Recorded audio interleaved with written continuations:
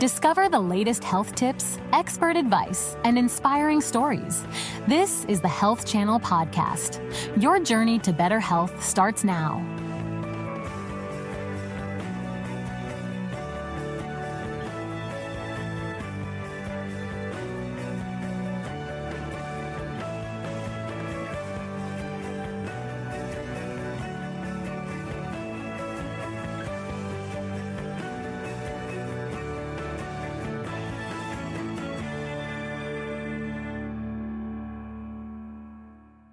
From mood swings and hot flashes to low energy and fluctuating hormones. For women experiencing perimenopause, life can get a little overwhelming. But it's not just women that go through this transition in midlife. Men can experience hormonal fluctuations as they age as well. Today, we're going to talk about these topics as well as answer your healthcare related questions here on Ask the Doc. No appointment needed. Welcome to Ask the Doc, the show where we encourage you, our viewers, to send us your healthcare-related questions and we help answer them. My name is Dr. Kamaljit Kaur, and I am a double board-certified primary care physician. Let's get right to our questions. The first one today comes to us from Eloise, who has reached out to us through our website, allhealthtv.com. A quick note, if you haven't already, you should definitely check it out. It's chock full of really good and credible information. Let's get to Eloise's question. Hi, Dr. Kaur. I'm 43 and just had an appointment with my primary care physician. I explained that I was experiencing night sweats, mood changes, and irregular periods, and she quickly diagnosed this as perimenopause. I pretended I knew what that was, but what the heck is it? Hi, Eloise. Thank you for sending in this so important question.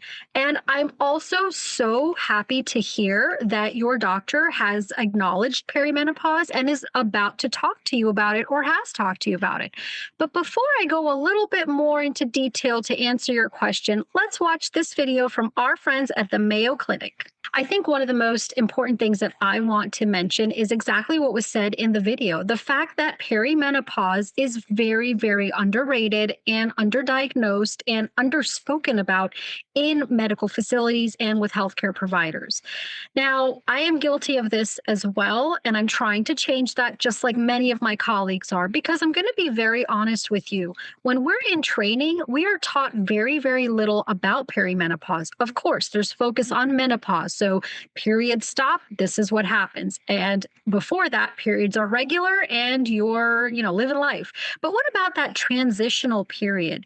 Now, perimenopause, as it is widely known as, is the time period leading up to menopause, just like the video mentioned. And for many women, this can start in their mid-30s. I honestly think it started when I was around 37. And that's shocking because in your 30s, you think I'm young, I'm invincible, my periods are regular for the most part, and life is good. So the fact that you need to start thinking about menopause and hormonal changes in your 30s, I know that's frustrating. Believe me, it's frustrating to me. Because of that, a lot of my colleagues and myself have kind of gone on this mission to start learning more about it, doing extra education and really talking to our patients. That's the best thing, because when we talk to you guys, we learn what you're going through, and then we get the scientific data to apply that to and try to educate ourselves and our patients on what's going on with our bodies and how best to tackle this. So because there is such a lack of education of perimenopause, I'm so happy to talk about this topic. And I'm also happy to see that over the last several years, there's been a huge light shine on it. And, when we're less confused about what's going on with our body, the more empowered we are to make any necessary lifestyle, medication, or any adjustments that are needed to be healthy and to go through this change. Because if we are in our certain age and if we're alive and healthy, most women, all women are going to go through this change. All right, so there are symptoms of menopause that I'm going to talk about in just a few minutes. And while many women can have all of them, some women might not have even 2 or 3 of them. But it's important to know about them, so let's go through them. Number 1, irregular periods. Yes, this is probably the most popularly known one because most women, we know that when our periods are irregular, that means something's off with our hormones or something's off with our body. So that's going to be one of the biggest and first clues as to something else going on. Hot flashes and night sweats. I have seen my menopausal women go through this, and certainly in the years right before menopause, I've seen women go through this. I don't really see a lot of my 30 and early 40-year-old women go through this, but I'm going to talk a little bit about temperature regulation and estrogen in just a second. Number three, sleep issues. Whether you're having difficulty falling asleep or staying asleep, your sleep is certainly susceptible to being disrupted during this hormonal and transitional phase of your life. Mood changes. Yes, I'm pretty sure that majority of us women are aware of the mood changes that can happen during this phase. And I'm also sure that many of our partners are aware of it as well. And that's all I'm going to say on that topic. Perimenopausal women and menopausal women actually can also experience fatigue and low energy. Decreased libido can also come into play. Then we also can experience vaginal dryness and discomfort during sexual intercourse may happen as well.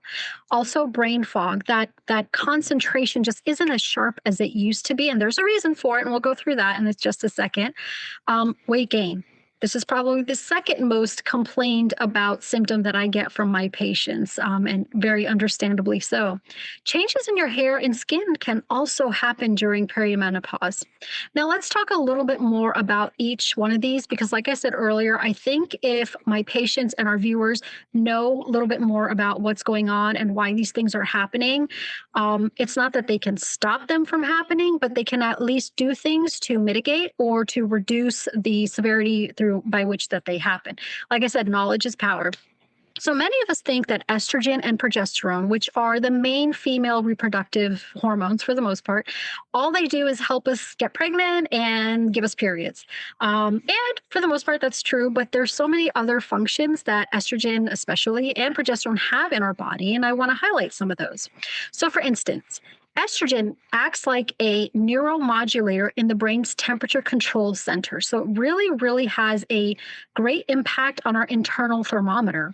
Now, when estrogen fluctuates, when it's too high or it's too low, that really throws off our internal thermometer and we can't regulate temperatures like we would have when we were 20.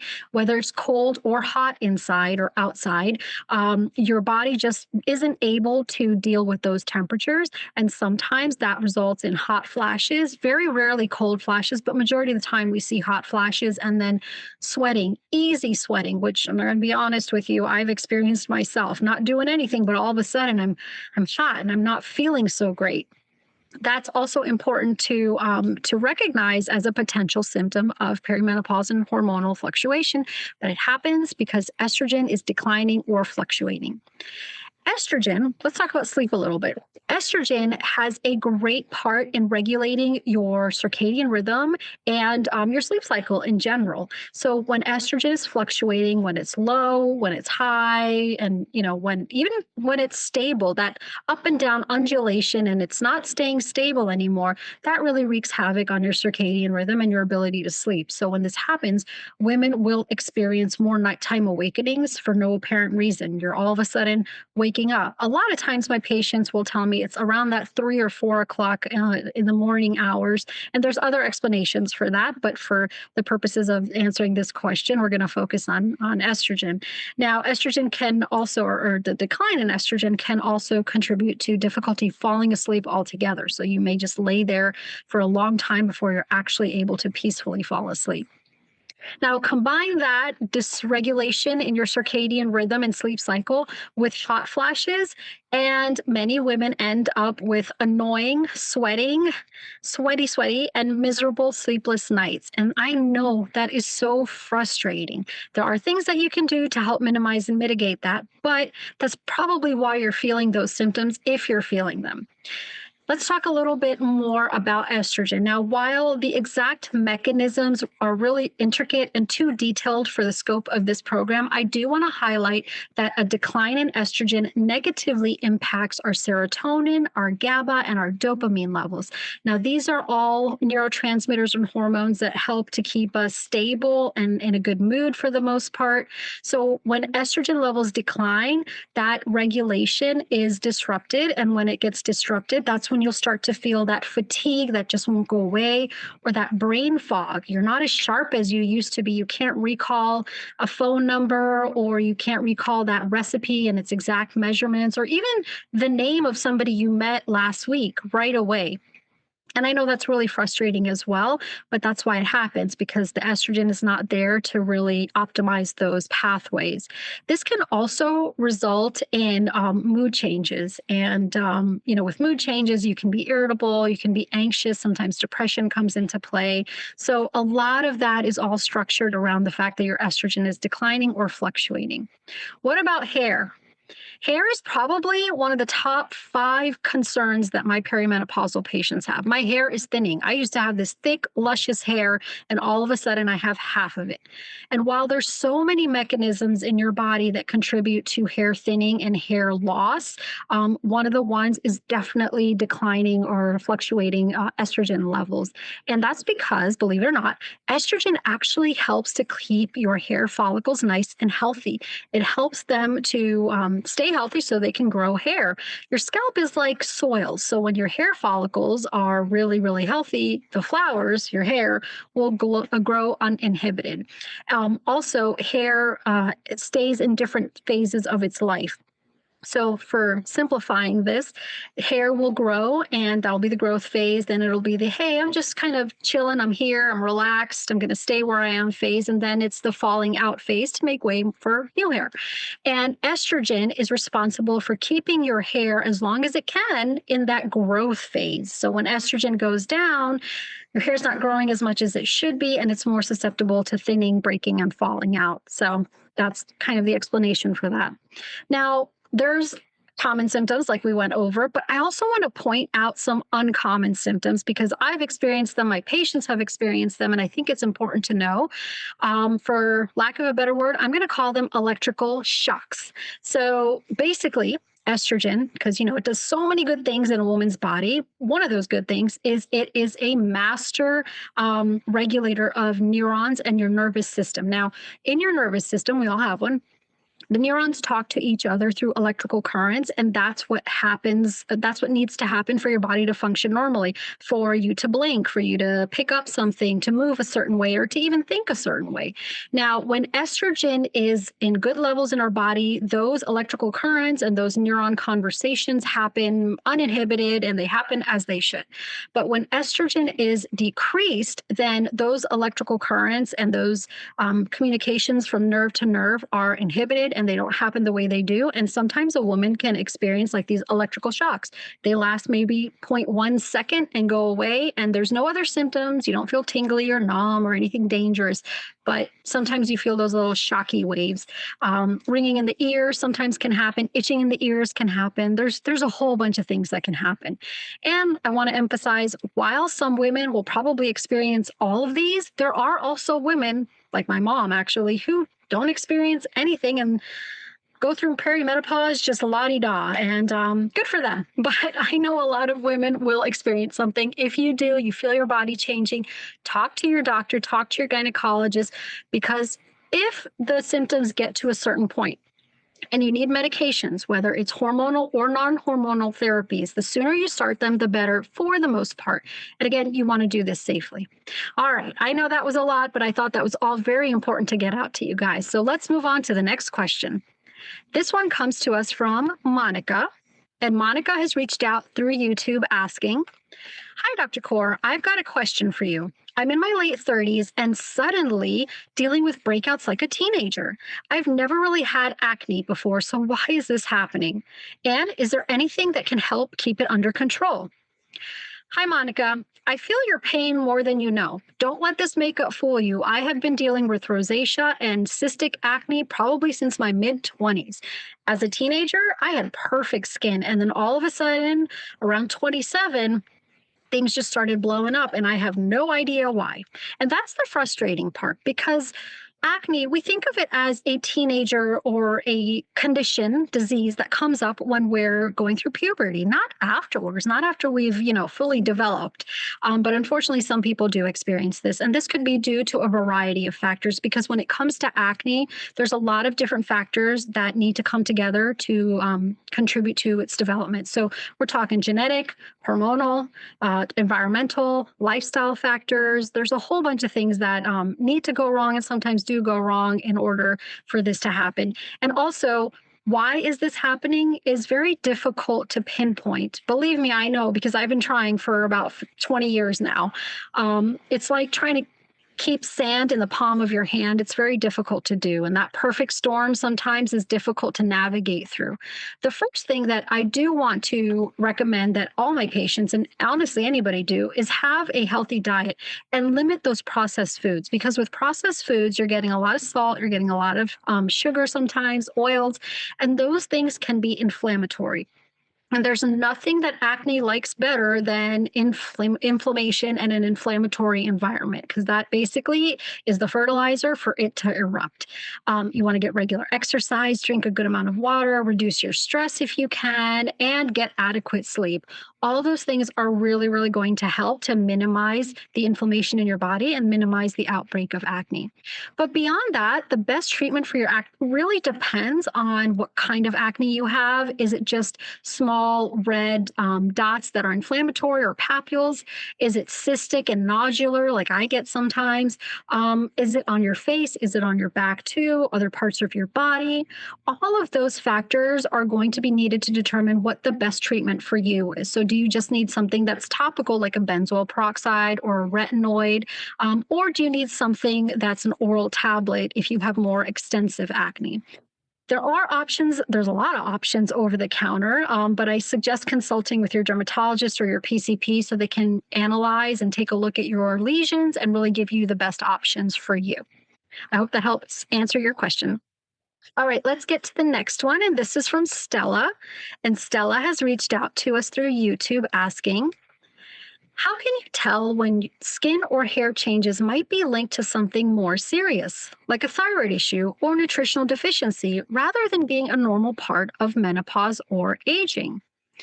Hi, Stella. Very legitimate question, and I appreciate you reaching out to us. Thank you. While issues with our health internally are frustrating, issues with our external appearance, skin, hair, nails can be just as frustrating and sometimes just as dangerous. I'm glad to see that you recognize this, that it might be a sign of something going on inside that needs to be addressed. Because many times, people think that, oh, this is just outward appearance. This doesn't really have to do with my health, like if I get a rash or if I start losing hair. But those could be signs of things going on the inside. Of course, hormonal changes with perimenopause, but it could also be due to vitamin deficiencies like vitamin D, zinc, magnesium, vitamins B. It could also be due to thyroid imbalance. That's a very important one that we never want to miss or underdiagnose. So changes in your outward appearance are certainly important to address as well. And you're absolutely correct to be worried about it. Sometimes you may experience other symptoms along with hair, skin, and nail changes that really clue us into, hey, this is what I think it might be, like an actual serious systemic disease. And sometimes thinning hair is the only sign.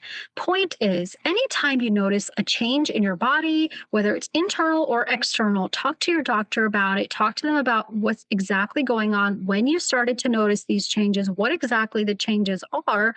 And so the two of you can really evaluate and see what the best course of action and treatment for you is. All right, let's get to the next question. This one comes to us from Elijah, and Elijah has reached out to us through our email, questions@allhealthtv.com. Hi, Dr. Kaur. I'm a guy, but I've been experiencing some of the same issues as the woman who wrote in earlier. No energy, low sex drive, and I've recently gained some weight around the middle. I'm not going through perimenopause, am I?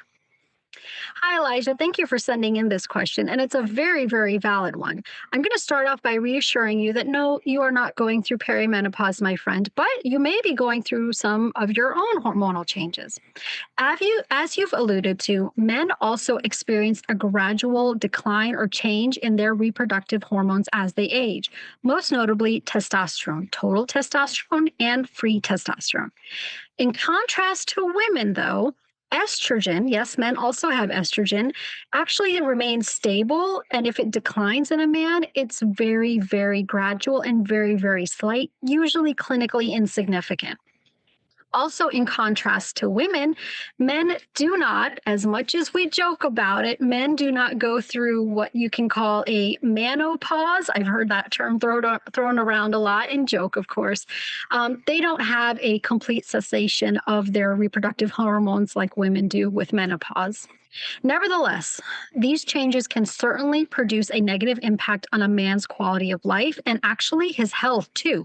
So it's not just the annoyance that comes with feeling tired all the time, but that might actually be a sign of some internal disease. And it's something that's very, very important to get addressed. Now, some symptoms are more popular than others. And then there are also ones that are lesser known, but are also very important to acknowledge. With testosterone reducing, yes, a man will experience low libido. He may experience fatigue and he may experience weight gain, especially around the abdomen. But did you know that low testosterone also reduces a man's bone density and puts him at risk for increased fractures? This happens with women through different mechanisms, but it happens with women as well. Also, as a man ages and his testosterone levels begin to decline, he may notice a reduction in his lean muscle mass. So your muscles aren't as strong and fortified as they were in your 20s. And you might start to notice that. And you might say, hey, I'm going to the gym. I'm doing everything that I used to do the same. And my muscles are squishy or they're not as firm as they used to be. Unfortunately, that may be an effect of that declining testosterone. Now, there's one symptom or one risk that I really want to highlight because of all the years that I've been practicing medicine, and anytime I've had a man come in and say, hey, doc, I think I have low T or I think my testosterone levels are deficient, they'll tell me about the low sex drive, the fatigue, I can't bench like I used to, or I'm not as strong as I was.